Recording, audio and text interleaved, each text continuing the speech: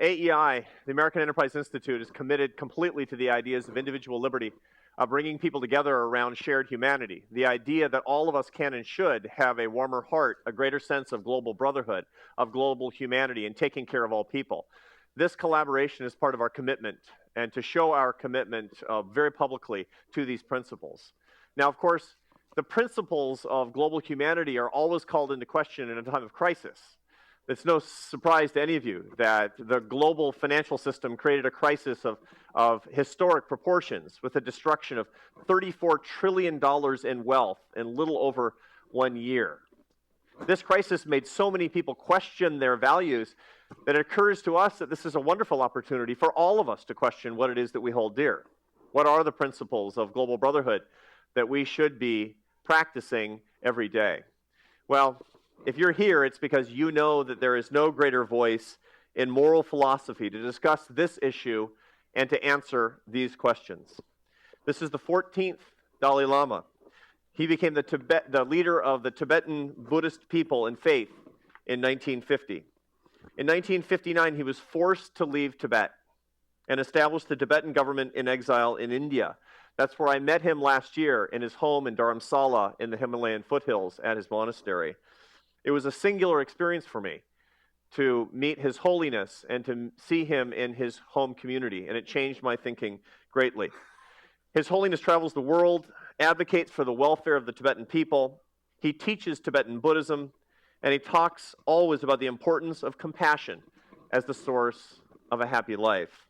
Welcome, Your Holiness. We have here a generation of new leaders. These are the people that will be leading intellectual life, leading business life, and leading the public sector. It's our honor to have them here at AEI and to hear their perspectives as well. And I've gathered questions from them, and I'm going to call on these young people to ask you questions that are at the top of their mind. I'm going to start off right here at home with Emma Bennett from the American Enterprise Institute. I would like to ask that you wait until the microphone gets to you and then ask your question of His Holiness the Dalai Lama. All right. I think firstly, I want to let you know I have sort of 3 commitments. Number 1 commitment, I'm one of the 7 billion human beings. So generally we are same human being, same right, same desire. Then particularly today's reality of the world is heavily interdependent. So the reality heavily interconnected, interdependent. Then according to that reality, thinking just oneself, even national level, thinking just one's own nation is not very realistic. At this moment, firstly, we must think about the global level. So we need a sense of oneness of 7 billion human beings. And then, so I always say, try to promote sense of global responsibility on the basis on the sense of oneness of humanity. Then the sense of global responsibility very much related with sense of concern of others' well-being. Only self-centered attitude then looks, global issue is unrelated with you. So that's, I feel, old way of thinking. Now that outdated. The reality itself, you see, as you mentioned, the global economy heavily interdependent. So taking care of others is actually caring yourself. Taking care of yourself. Taking care of yourself. Clear. That's my number 1 commitment. The second commitment is then I'm talking or carrying that sort of responsibility or commitment on the level of I'm Buddhist. I'm one of the believer on this planet. I think about, according to some sort of statistics say about 6 billion human beings are believer. So not only in the past history, but even today, in the name of different religious tradition, some conflict, some divisions, even some killing. So we must need as the rigorous sort of effort to promote closer understanding among the different religious traditions. Through that way, promotion of religious harmony. It is not something new. Look, India, over 3,000 years, different religious faiths lived together. Now today, modern India, all major world religious traditions live together there. So that's a living example. So why not? Other rest of the world also can follow, can sort of practice the harmony among the religious traditions. So that's my second commitment. The third commitment, I'm Tibetan. Now, political matter, I already retired, particularly since 2 years. Now, 2011. Now I completely retired from the political responsibility. However, you see, the Tibetan culture, Buddhist culture, I usually describe culture of peace, culture of non-violence, ultimately very much related with culture of compassion. So that kind of culture is really worthwhile to preserve. Not only concerned for 6 million Tibetan people, but millions of Chinese Buddhists, over now 400 millions of Chinese are following Buddhism like that. So the concern for preservation. Preservation means study, not just build some temples or Buddha statue. No, the study, Buddha's teaching, and all those commentary, at least you see, as far as Tibet is concerned, about 300 volumes, Buddhist literature or text wrote by Indian masters, including Buddha's own sort of teaching, about 300 volumes. I always say try to emphasize, try to know, try to make awareness, the proper sort of, what's it, now here, 2, 3, empty chair here. Come.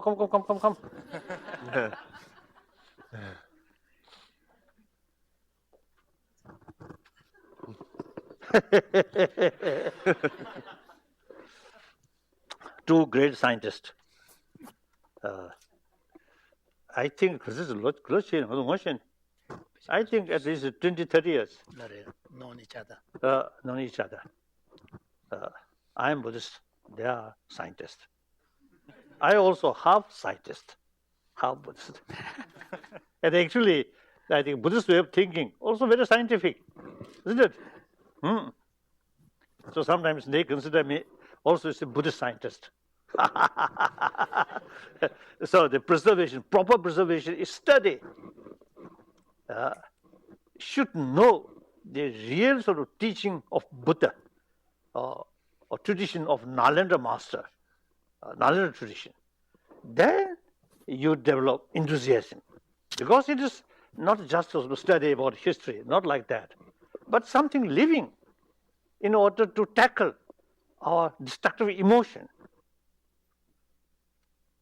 So destructive emotion, the weapon to tackle destructive emotion is our wisdom, knowledge. So knowledge must come through understanding, awareness, pros and cons, like that. So I want to add, also introduce myself as a sort of the person. Firstly, as a human being. Secondly, a Buddhist. Thirdly, a Tibetan Dalai Lama. So on the first level, and the promotion of human awareness. So I visit, you see, different sort of country or different people, particularly the younger people. I want to repeat, you see, when I met, you see, young people, then these young people are actually generation of 21st century. And with respect, you and my sort of old friend and myself, we are generation of 20th century. Now our century gone. In any way, past, nobody can change that. Except sometimes the totalitarian sort of system sometimes try to change past. That's, I think, a useless work. Right? You can't achieve unrealistic work. So past is past. Whether happy one or miserable one, already past. The only thing is future, still in our hand. So therefore, 21st century, only the 13 years passed. The remaining still yet to come. So this generation of 21st century, the future of the world is in your own hand, on your own shoulder. Think seriously. And in order to build happy world, at least happy century, much depends on present time. So you, the younger people, the generation of 21st century, you are really, really very, very important generation. So in order to make significant contribution, better world, so you must look more holistic way. You must talk, think, humanity, not just 300 millions of Americans. So American future also depends on the rest of the world. So for your own interest, you have to take humanity or globe as a whole. So that I want to share with you. Now questions.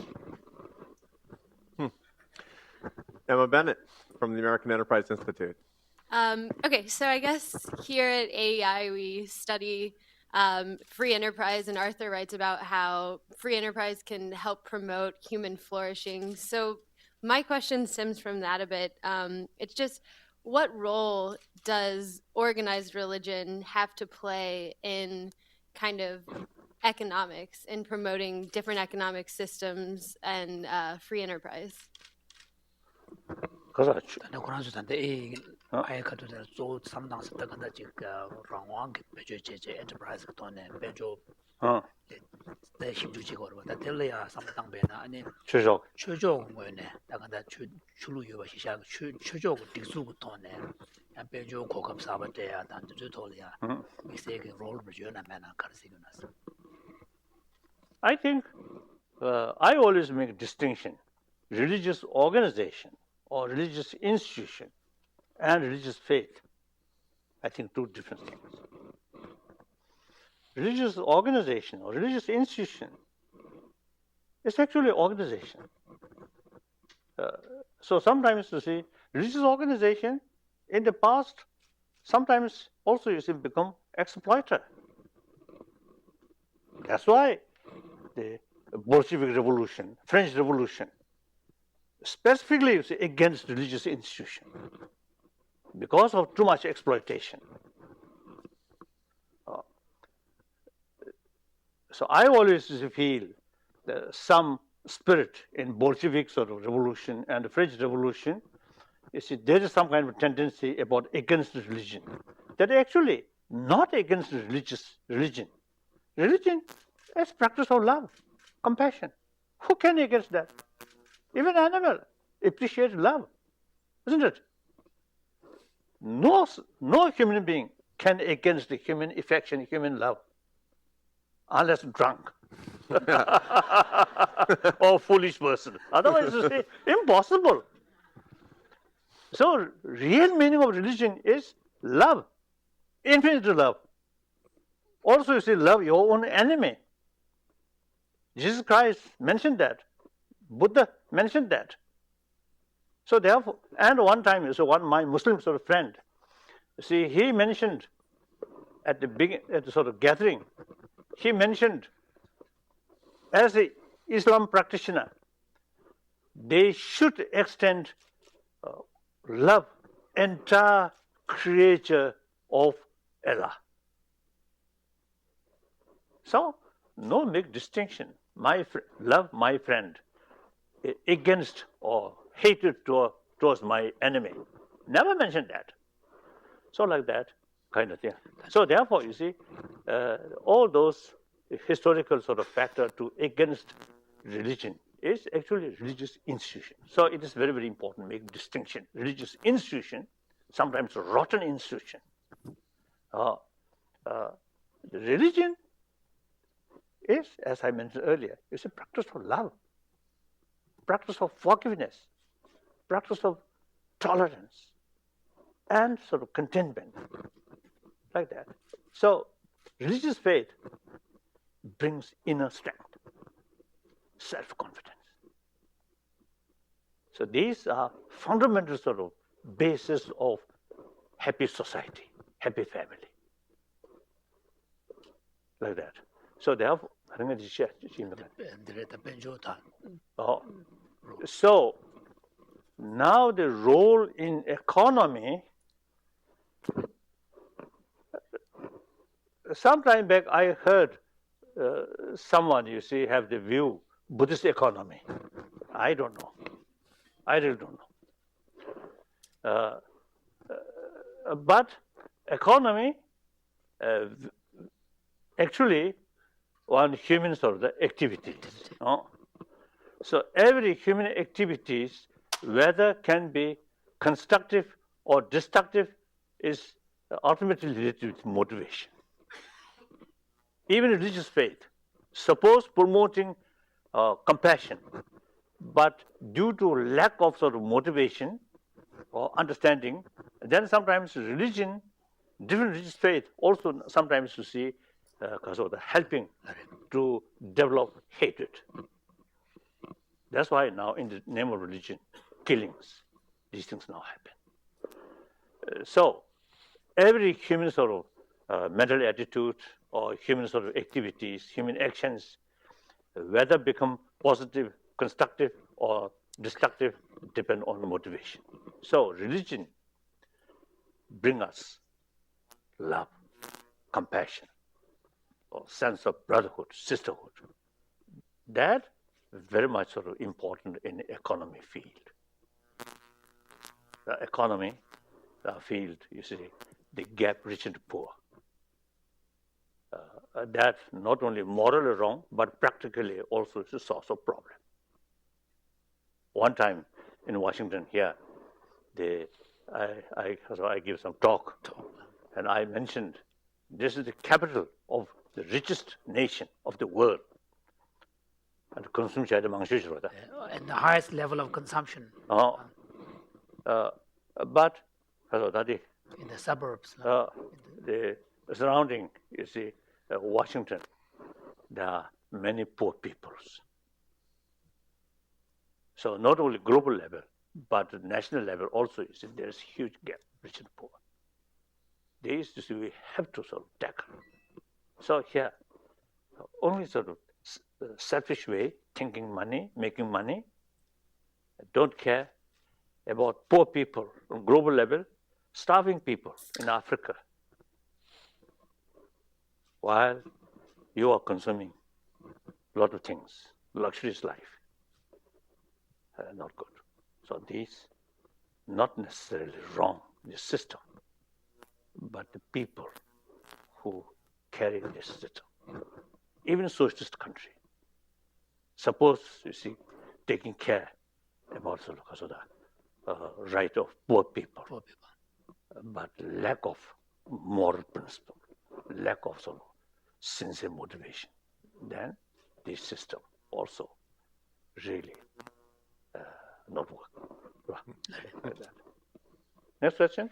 He says that the capitalist system is not the problem, but the moral values of the people who practice it can be insufficient to bringing greater global humanity. That means that we must look interior to all of ourselves to make sure that we examine our morals such that working within the capitalist system, you as leaders can practice these ideas for greater global brotherhood and greater global sisterhood. This leads into the next question from Chini Bose, Washington University in St. Louis. Indian? Yes. Indian? Yes. Oh. Namaste. Namaste. My question comes from being inundated with media and online websites and that type of thing. But do you think world citizens are closer or further from the virtues of trust and compassion with the advent of modern technology and entertainment? 그렇다. 대그라고 지도 나라로서 투제기 돈에 심시대로 좋아. 디테베 겐기 아니 양지 로메나 그 지도 편수 지기들이야 내려줘야다. 양 장을 줘야 근데 돌아 변화가 가는 중요하스. 그때 모든 테크놀로지. I don't know. I think precise answer, I don't know. Roughly speaking, the technology really brings world smaller, closer. Now physical distance, not much matter. We very close. At the same time, we too much relying missions. Not use our sort of potential of our intelligence or potential of analyze. If you see the not sufficient to pay attention about our inner ability to analyze. Critical faculty. Critical. If we don't use our critical faculty. Just everything you see on mission. Then through that way, I think damage also you see possible. Ultimately, the external computer very important, but this brain living computer is more important. We must utilize our sort of brain, our brain, very very important. I think very purpose of education is supposed to reduce gap appearances and reality. So education just to copy what mentioned in the book or what teachers says, but you must analyze and try to contradiction, then try to solve these things. So the education, not just relying on books or teachers or words, but must analyze. So ancient Indian sort of system, knowledge 3 levels. First level, knowledge, learning, or copy, or hearing. That's just mere knowledge. Then second level, knowledge, now analyze.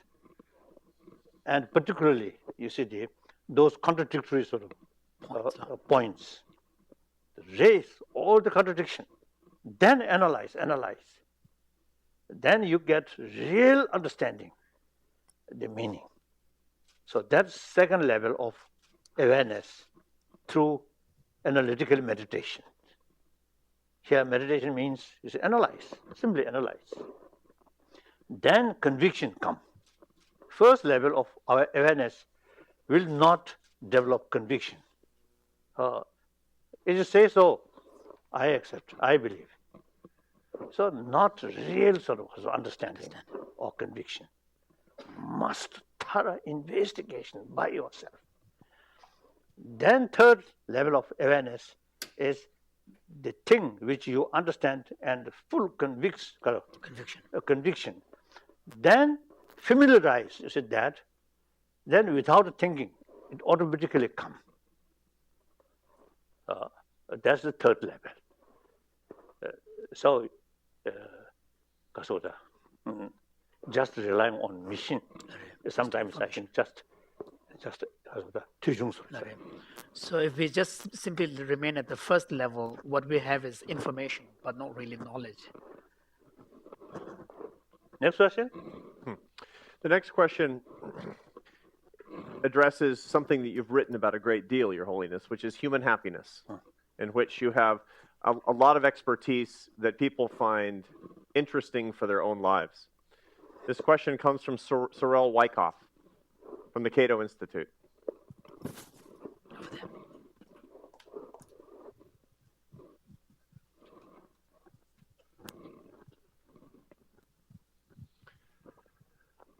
Oh, hold it. Oh, thank you. Hello. Individual happiness can certainly come from helping those around you and putting society first. But when does one know when to put personal happiness as a priority?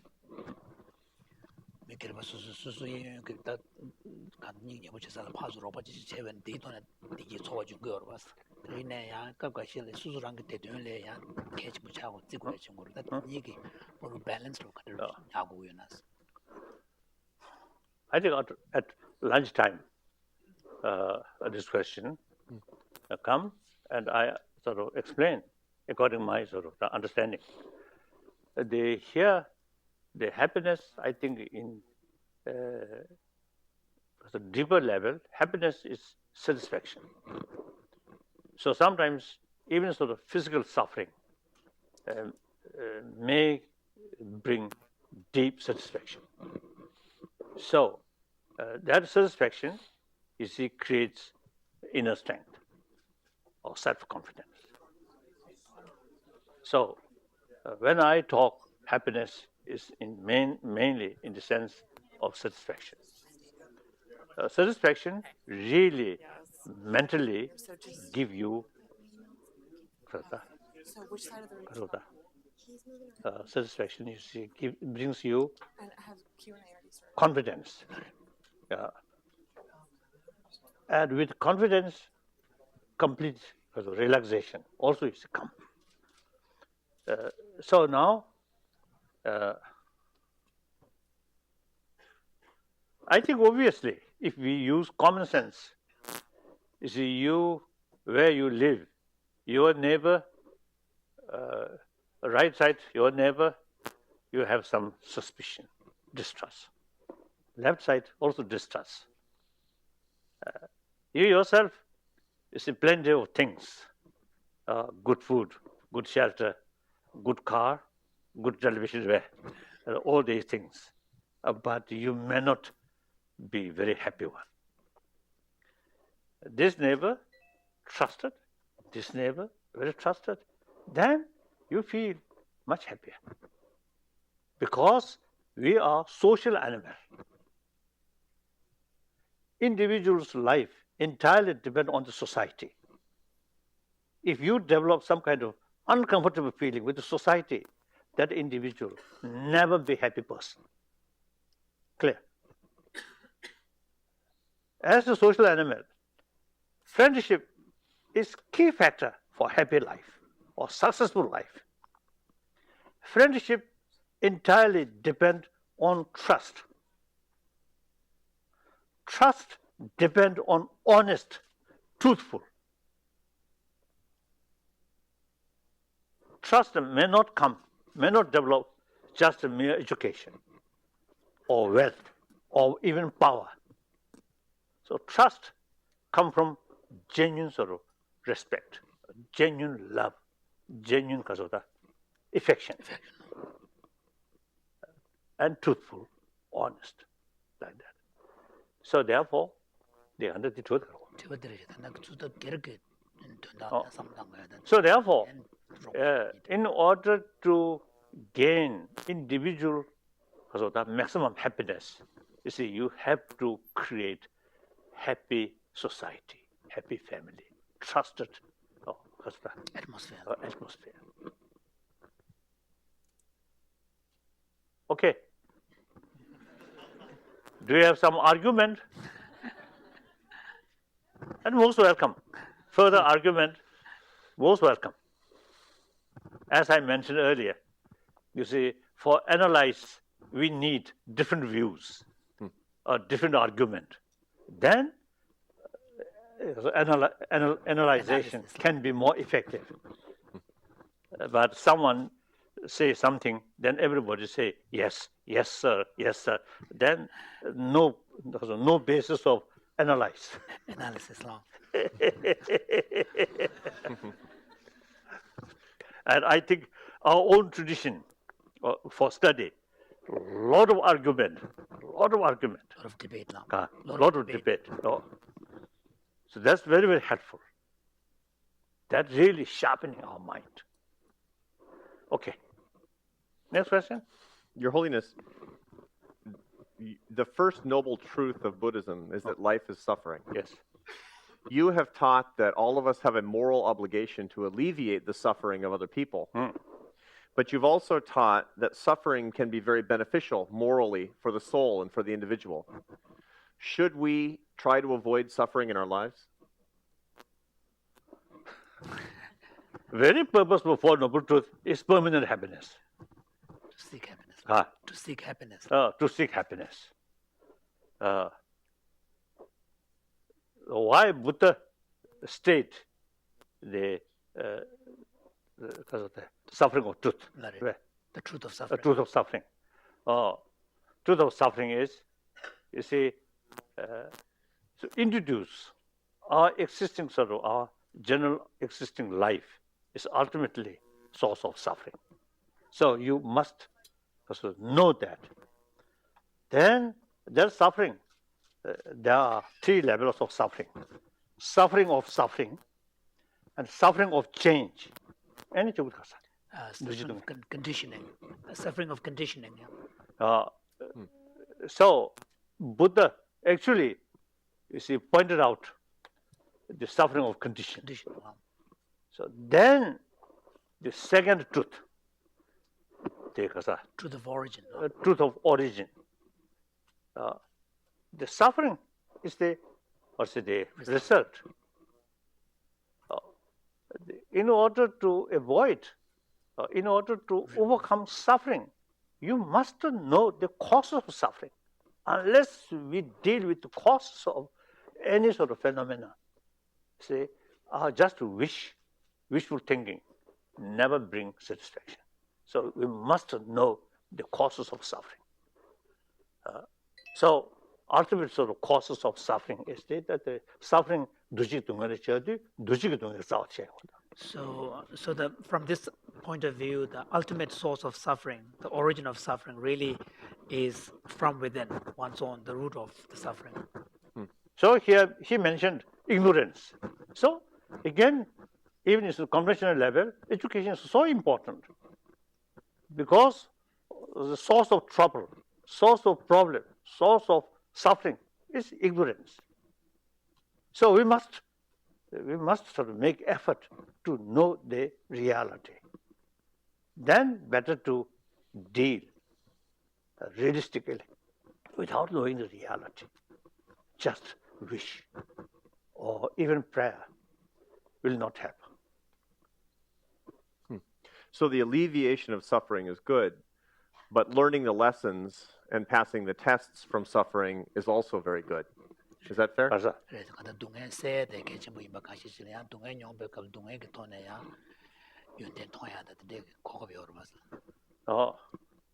Yes.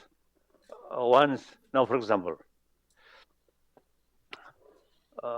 once you already have some sort of suffering, including sort of physical suffering, already there, then instead of too much worry, better to utilize that sort of physical suffering. So some sort of purpose. Towards the purpose. And my own experience, it's a limited experience. One time, you see, some problem, gastrointestinal problem. Some problem. At that day, particularly that day, you see, I was touring. That Indian, you come from which state?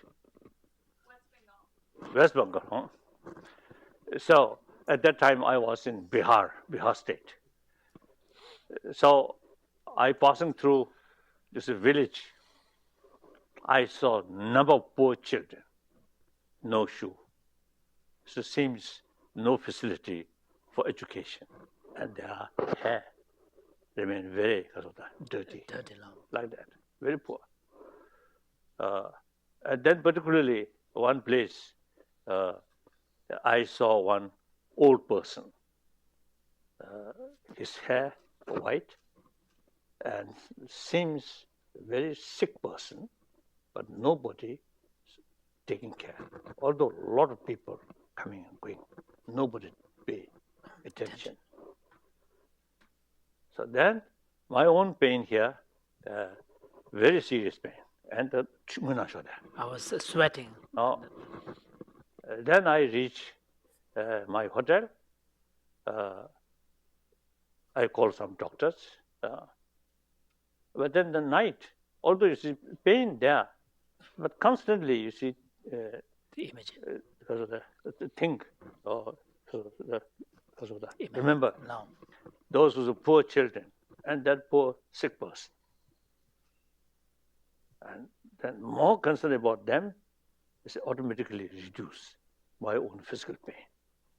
Pain is there, but mentally, because of the diversion. It's almost like disassociating the mind from the physical pain. Like that. So then,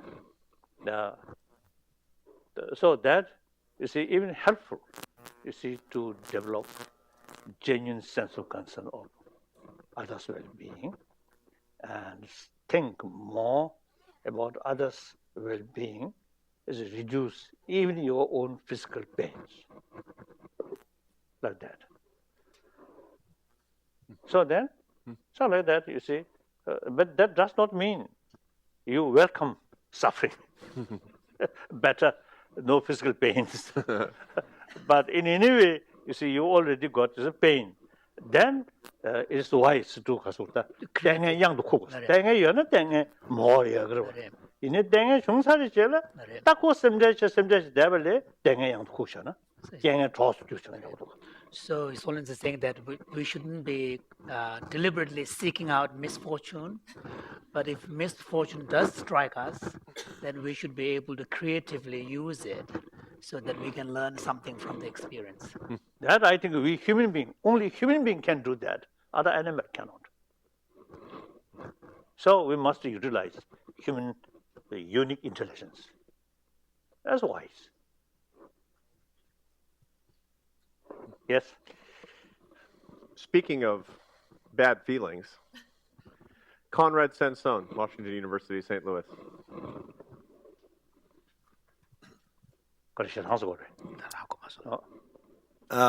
We've talked a little bit about happiness, and I'm actually asking about anger. Do you ever get angry? And if yes, how do you cope with your anger and remain so positive? If you ask, this is my secretaries. They know. I think occasionally they got quite harsh word. And also I think bad face. Right? Bad face. But remain, I think, just a few minutes. Then nothing happened. So these things, you see, depend on basic your sort of mental sort of say calmness, sufficient sort of experience of calmness of mind. Then these destructive emotions come and go, come and go. Like immune system. If your immune system basically strong, then some virus comes and your physical will not disturb much. Your basic physical immune system weak, then even if a small virus then disturb you. Similarly, emotion also is a part of our mind. So basic mental strength sufficient or good, then these minor different emotions come and go, never disturb your mind. like that. So sometimes the suffering, problem, you see, understand, intellectually understand. Yes, we have to overcome that, but will not depend on your emotion. And also, you see, anger. You see, through training, through awareness, while anger comes, anger sort of still there. Anger present lang. Or, see, you can watch anger. Then immediately, the intensity of anger automatically reduces. So all this, the familiarization about training of mind, like that. So therefore now, you see, the number of scientists also now, and medical scientists, and some scientists who dealing with human mental problem. Now they, through their own sort of experiment, now they realize more because of compassionate mind is best sort of answer to tackle these destructive emotions.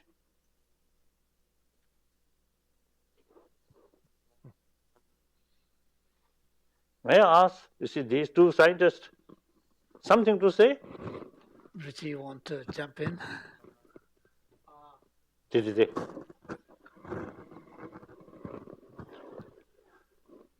I think some people, you see, may develop a sort of more conviction to the scientist word rather than religious person's word. We work together, Your Holiness. Oh, yes, yes. Last now nearly 30 years, we are some kind of team carry research how to bring inner peace for not next life or heaven, but simply how to build healthy body, healthy family, healthy society. So inspired by some of His Holiness's words, scientists have developed secular methods to train compassion and have investigated the impact of these methods on the brain, on the immune system, and on various health outcomes.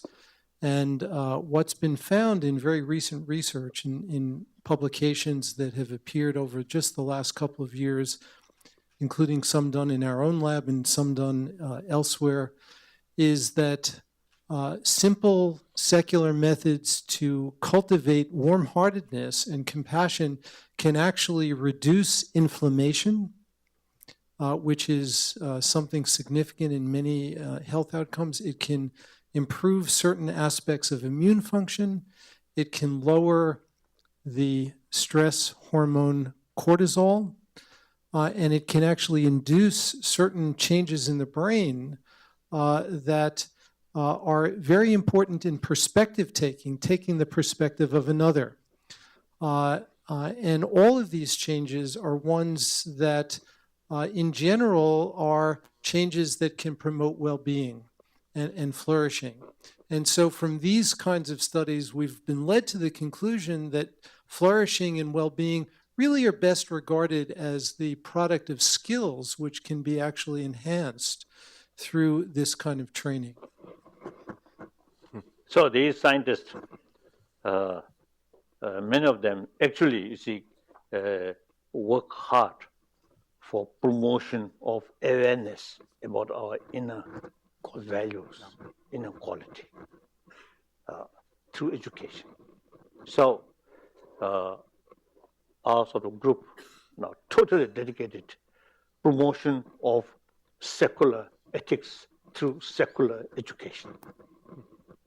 That I think we really need. I think your organization, I think really worthwhile. You see, have some sort of seminars or discussions with these experienced scientists. That's why I suggested, you see, our meeting worthwhile, invite some of them. Mm-hmm. So I think that's, I think very important. I think frankly speaking, I also mentioned there, the existing modern education system is not complete only for physical well-being and oriented material value, materialistic sort of oriented. No. So material value brings only physical comfort, not mental comfort. So destruction of peace of mind is within the emotion. So the effective, proper way to tackle that also is a master develop within the emotion, within the mind. So a lot of also the people who really create a lot of problem, unnecessary problem. I think basically most of them educated people. Oh. That's right. But mathematics or some other sort of things, I think they really expert. Quite advanced. So the existing modern education only concern about the brain development, not morals or the ethics. So health is concerned only physical health, not mental health. So these days I sort of telling in existing modern education field, the education about hygiene, physical hygiene. Now we must include hygiene of emotion. That's very important. That is lacking. So perhaps to summarize, anger is normal. The priority is to not let it become destructive or important. And techniques for doing so include the conscious practice of compassion and warm-heartedness. And in so doing, we can deal with our anger in a more constructive way. And that's how His Holiness proposes it for himself and for you. Now we move to a subject that's related to anger, which is violence. And I'm going to call on Lucas Brooks from Claremont McKenna. Your Holiness, can you describe what role you think the military should have in the 21st century? Your advice for soldiers or officers in the American military? Or any experiences you've had with the American military?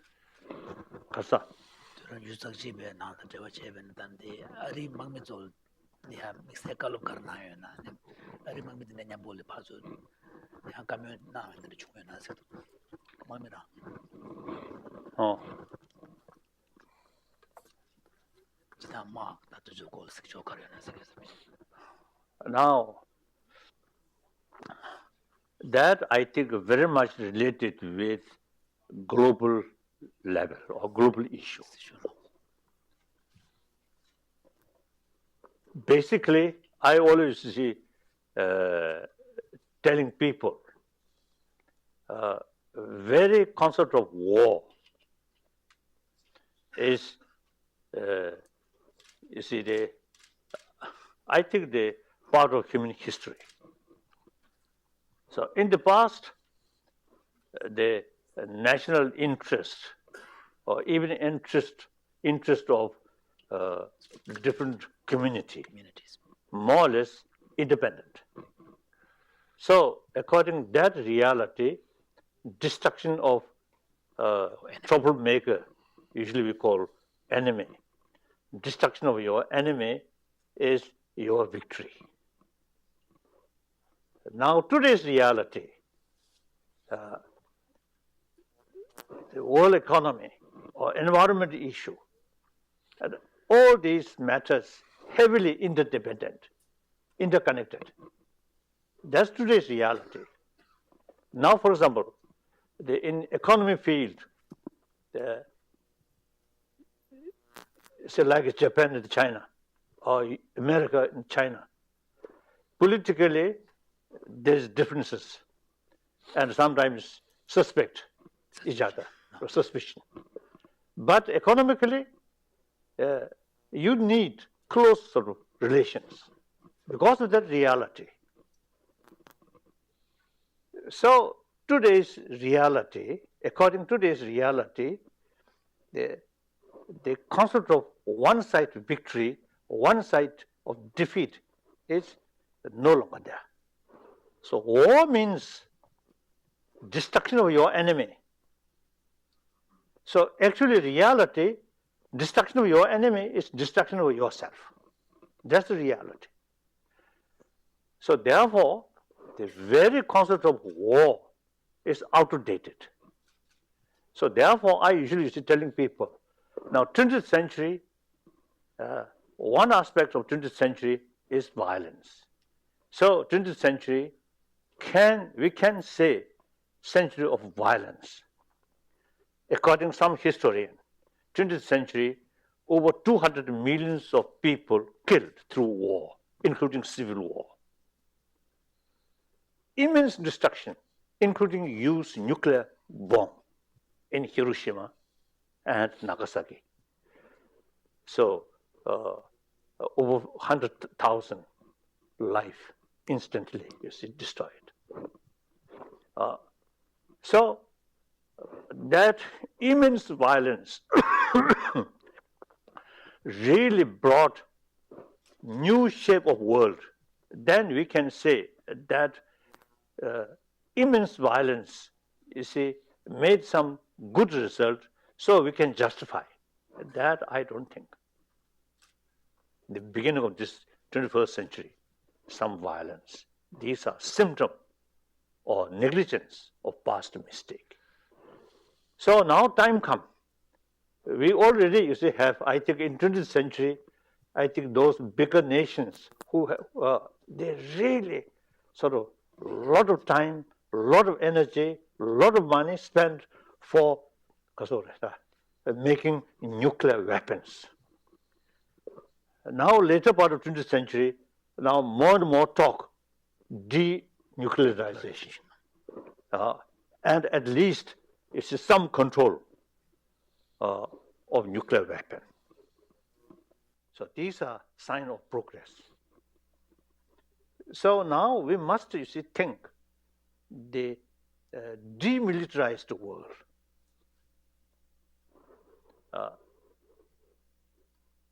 Demilitarized through prayer, impossible. Demilitarized work, we human beings should carry the responsibility. We should carry. We should not put responsibility on God's shoulder. I think if God have the sort of ability to demilitarize, then I think 1,000 years ago, since 1,000 years, I think God must create that. So therefore, now we must make effort. And logically, who created war? Not God. But we human beings. According sort of the theory of creator, and our intelligence also created by God. So the marvelous sort of intelligence which created by God now used for destruction. It's our mistake, our responsibility. So therefore, now firstly, we must promote inner strength based on compassion, on the basis of a sense of oneness of humanity. Once you full conviction, oneness of humanity, where you use your weapon, isn't it? So therefore, this century eventually should be free because of any sort of demilitarized world. So first step, I think, nuclearize. I think step by step. Then also, I think one practice, Franco-German unified force. Wonderful. And with this sort of concept, quite often I express in Europe, the NATO headquarters should shift to Moscow. Then millions of Russians mind, then West become closer. I think similarly, the Western world, Europe, Western world, once Warsaw Pact disappear, the Western world feels safe. So NATO headquarters shift to Moscow. If necessary, Putin should be had. With had a lot of sort of argument. Okay. So this century should be century of dialogue. You see, everywhere, you see, people say, peaceful world, peaceful century, not sufficient.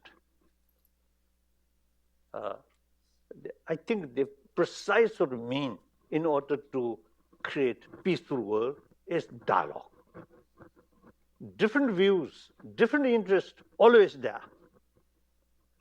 When, because conflict, disagreement. Conflicts or disagreement or something, then, you see, that's a reality. That's there. The only thing is to solve that because of the disagreement. What's the cause of that? Disagreement. That disagreement through dialogue. In order to carry meaningful dialogue, you must respect others' right, others' interest, and willing to share some of your own sort of interest. Because they're also part of humanity. They are happy, we are happy. So therefore, I think it is possible to create peaceful world, demilitarized world. So as I mentioned earlier, German, French, one my sort of, or say, not only friend, but also as far as quantum physics is concerned, I consider my teacher, one German professor, physicist, von Weizsäcker. Once he told me, when he was young, in every German eye, French is their enemy. Similarly, in French eye, German is their enemy. Now, that kind of sort of mental attitude completely changed. So through personal contact, through awareness, then I think the German Chancellor Adenauer and French President de Gaulle, to enemy nation, through centuries, built the European Union. So things are changed. The reality changed. The wise people acting according to new reality. So Franco-German unified force, that I think must expand within the European because of the member states. I think that I think, you see, we must think. You see, we must sort of keep in our mind some vision like that.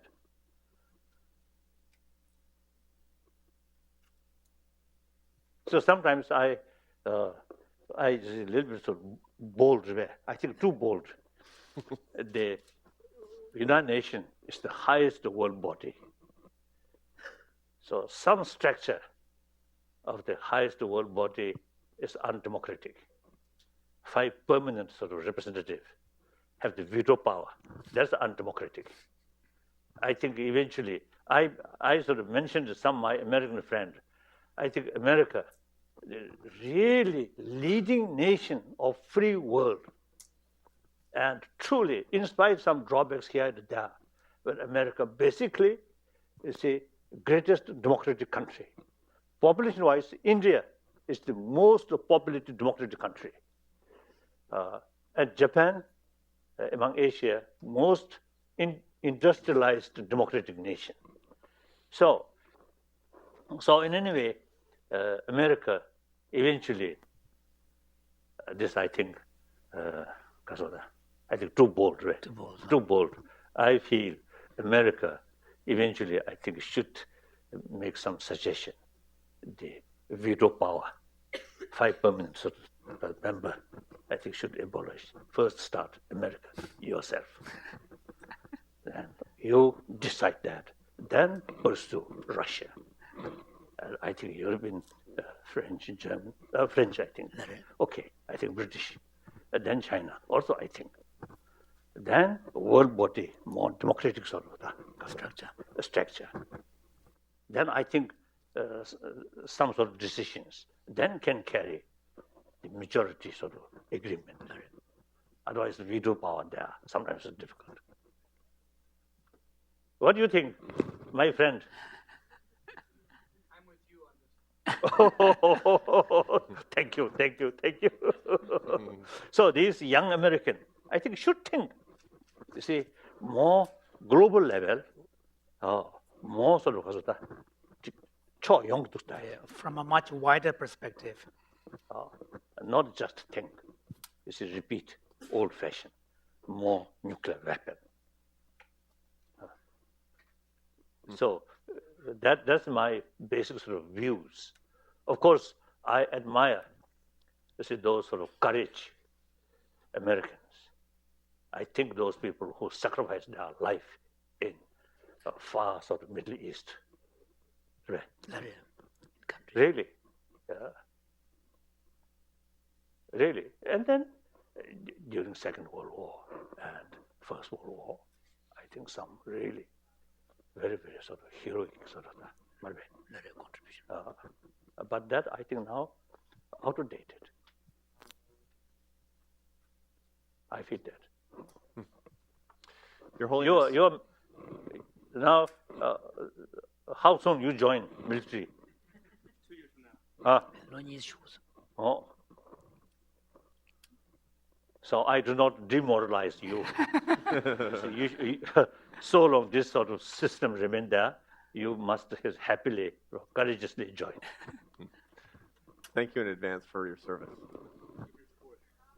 Your Holiness, I'd like to ask you about morality. Mm-hmm. You have taught for many years that morality is the basis of all good things, that personal morality, not just the morality of a group, but individual personal morality must be the foundation of the way that we behave ourselves to lead a good life. Earlier you said that capitalism is good, but only with individual moral living. For this group of young people, what is the best advice you can give them on how they can live in a moral way every single day? What should they always remember? There are two opinions. One opinion, moral ethics must be based on religious faith. Then concept of moral become narrow. Another sort of concept, opinion. Moral ethics. You see, actually, protect yourself. Or sort of the best method to keep peace of mind.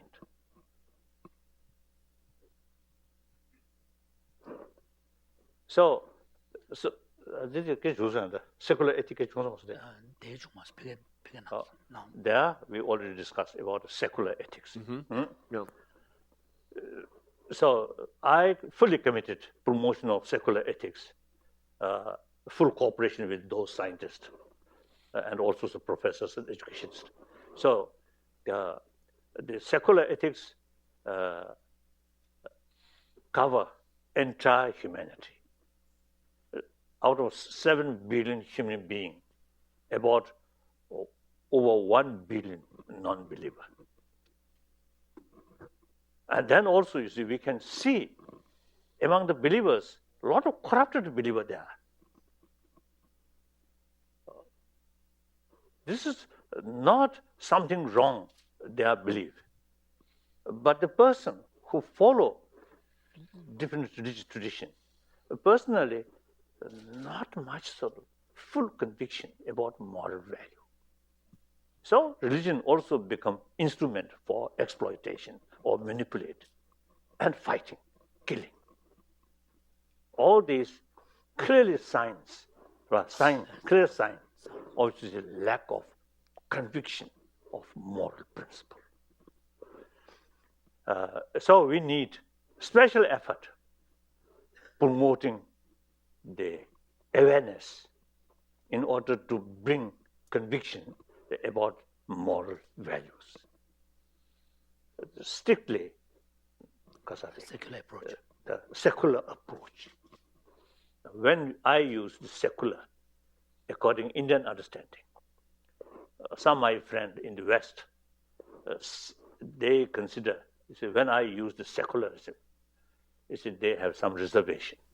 Some of my Muslim friends and also some Christian friends, they feel secular is something negative towards religion.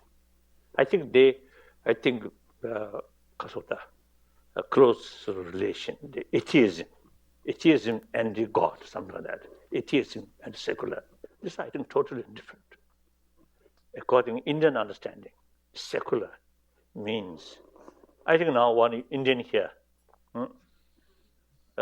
what it is because of the, is it, you see, according to Indian sort of what's the constitution based on secularism, isn't it? Because of India, multi-religious nation. So moral ethics, if based on religious faith, then complication there. What religion? So, according to Indian understanding, secularism means respect all religion. Like Mahatma Gandhi or Rajendra Prasad, all these is the great leader at that time. You see, they deliberately, they create the constitution based on secularism because of the reality. So, according to Indian understanding, secularism, over 3,000 years, not only respect all religion, but also respect the non-believer. Do you heard Charvaka school of thought? Charvaka? Huh? So non-believer. So respect. A lot of the rest of Indian school of thought argue the Charvaka's view, who deny any value of spirituality. So in the philosophical field, they argue, criticize, but the person who holds that view, refer Rishi. Rishi means sage. So there is clear indication. Views different, argue. But person who holds that view, respect. So that's the traditional way of India respect to non-believer. So that's, I think, very, very realistic. Now, today's world, as I mentioned earlier, the moral ethics is very much related with entire 7 billion human beings. If moral education based on religion, then how to do those non-believers? So the difficulties there because of the moral, education.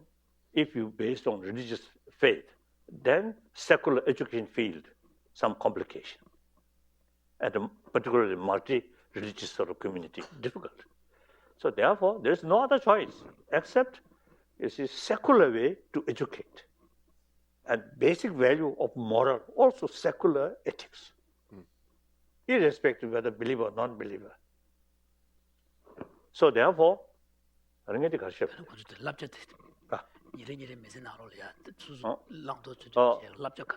so actually, moral ethics is the basis of self-discipline.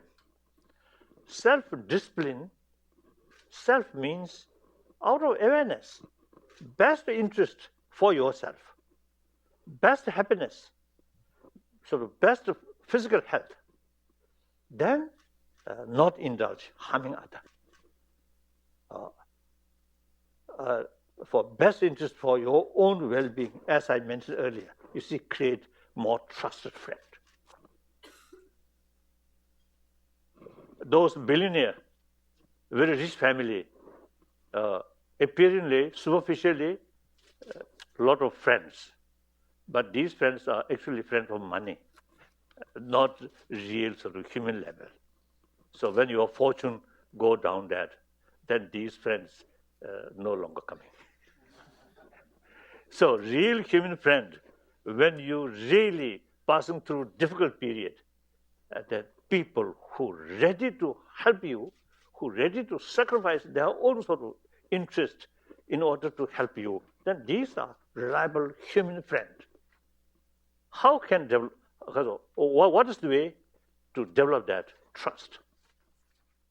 Trust. If you take sincere care about their well-being, then trust comes. You remain self-centered attitude, very selfish, extreme selfish way.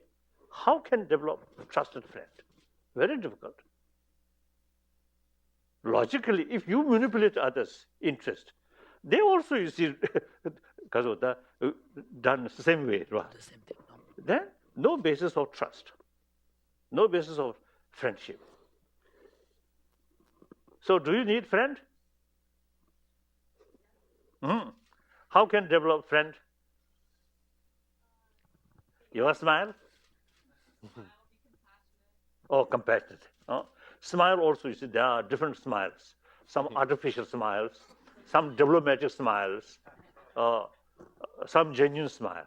I think genuine smile is the expression of genuine love. Artificial smiles sometimes create more suspicion. Isn't it?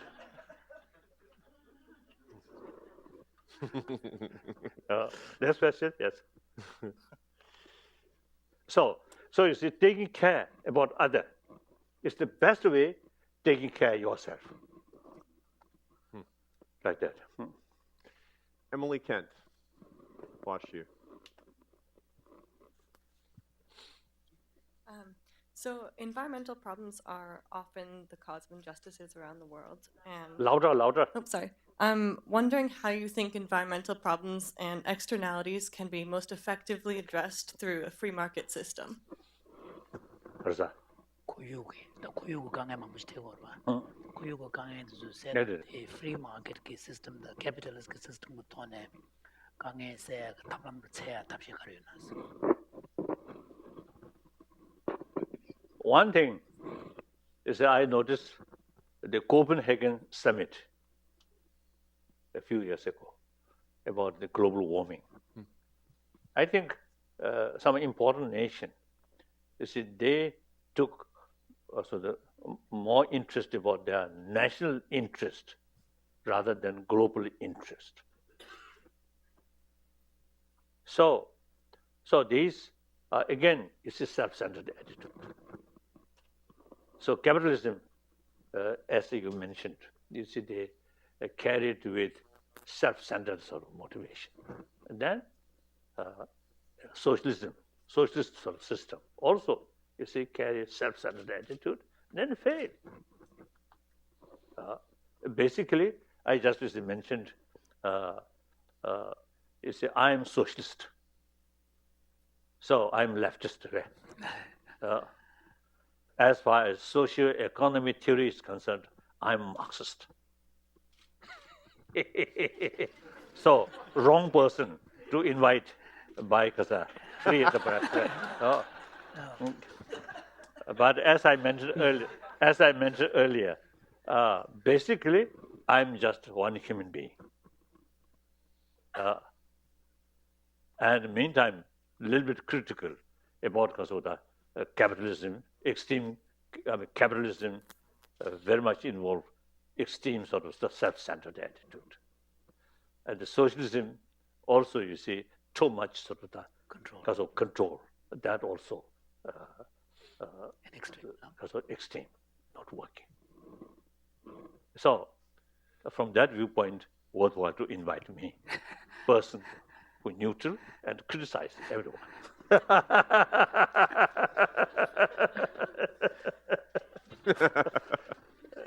So any system, even religion, you utilize or carry with narrow-minded, selfish sort of minded. Even religion also destructive, harmful, like that. So that's my view. So ultimately, the warm-heartedness, that also is through awareness. So best sort of interest for yourself, for your own health, for your own well-being, peace of mind, or well-being of physical, well-being of mind, and well-being of your friend, whole society. Like that. Then next question. Mariana Earhart Price.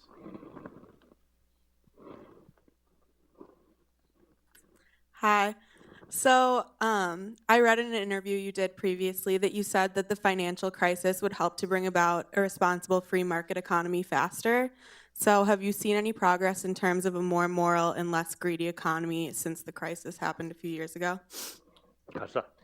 그래서 이마한테 인터뷰 나샤스 그런 재미를 나고 좀으로 대나리 군대단데 다지 대 벤조 강엔데 돈에 직진나 야한테 맞아를 누구 돈에 달로로 만들어 대지 쿠르스 셴벤제 로지 되냐 뭐 되고 용제 맞아를 그런데 여러로에 답시면도 지제 간나서 다디 투신 낭배는 대지 초유구요나 메나스 I think the reality, a global economy. So whether you love others or not, for your own economic development, you have to take care about others' economy.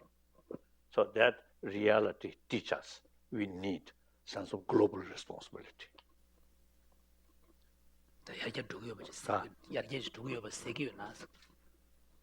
I think you also mentioned this morning. His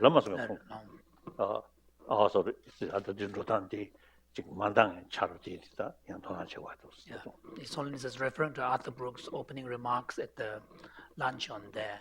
The need for how the financial crisis has really woken up and raised critical questions in the mind of a lot of people, and to see ways in which we can develop a better system.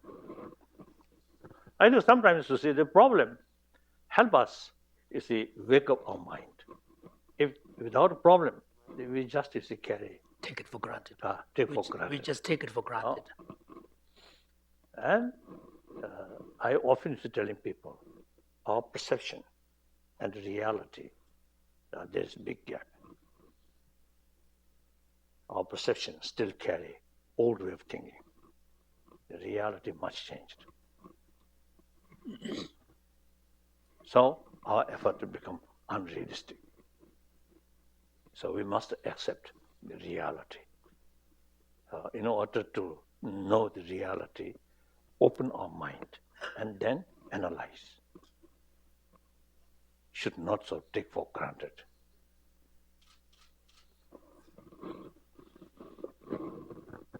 Yes? Anand Raguraman, Duke University.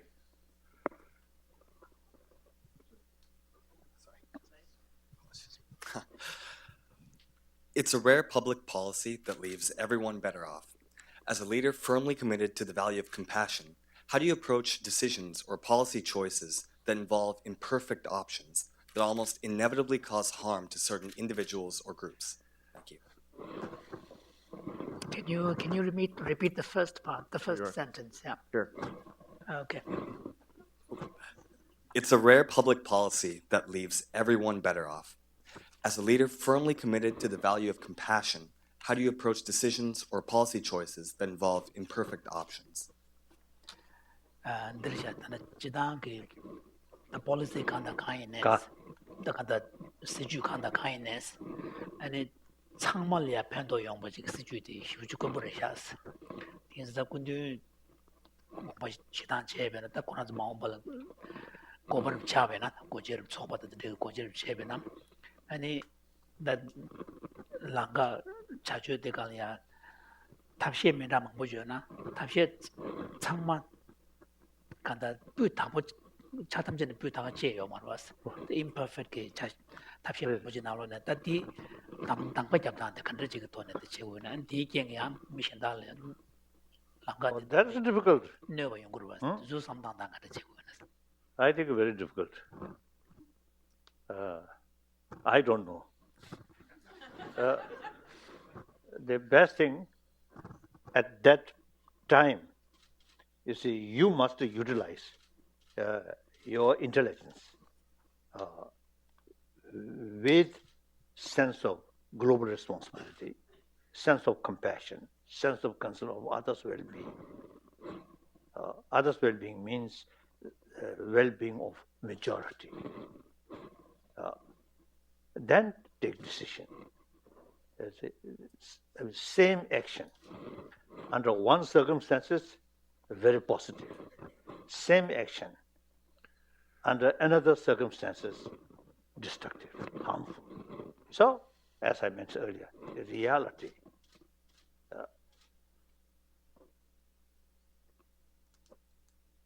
I think my own case, you see, physical case, it's the same physical. So I need, you see, some sugar, right, for energy. But when you see some indication, the sugar level, a little sort of say,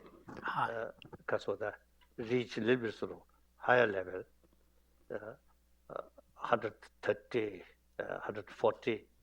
Then the same sort of material which bring me energy now become harmful, isn't it? So the circumstances, the reality. So Buddhist concept, there is no absolute truth. Everything relative. So things, you see, the right or wrong depend on the circumstances. So the particular circumstances, nobody can predict. You yourself judge, analyze.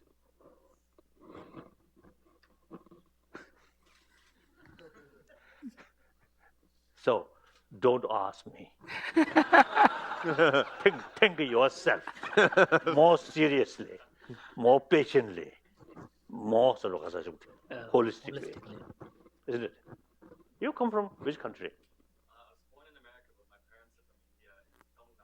Tamil Nadu or South Indian. So Bengali also is good. But most of Nalanda sort of masters, most of them come from South India. So sometimes I teasing my Indian friend, South Indian's brain are something very special. So you must show that potential.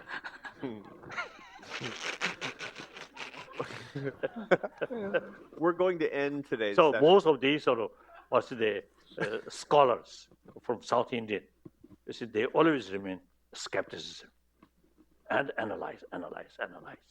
Unless you saw the concrete reasons, not accept easily. That's important.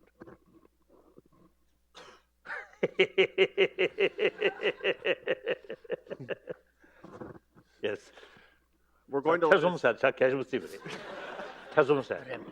His Holiness is explaining that in the Indian Nalanda tradition, where majority of the authors were from South India, maintaining a form of initial skepticism with respect to any topic is considered to be very important. So logically, skepticism or doubt brings enthusiasm to investigate. Through investigate, you see, you find reality. Just you accept because the verbally read or understood word. Even Buddha's own word. The different circumstances, you see, may not work.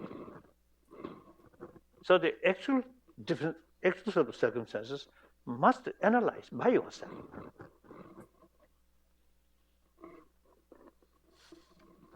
Yes? We're near the end. We're at the end, my friends. And we're going to let His Holiness rest. We've had him in sessions answering questions for hours now. And No problem. He shows no fatigue. But we have agreed to finish at 3:30. A couple of quick principles to keep in mind. His Holiness has reminded us that we are each completely equal, each one of 7 billion people.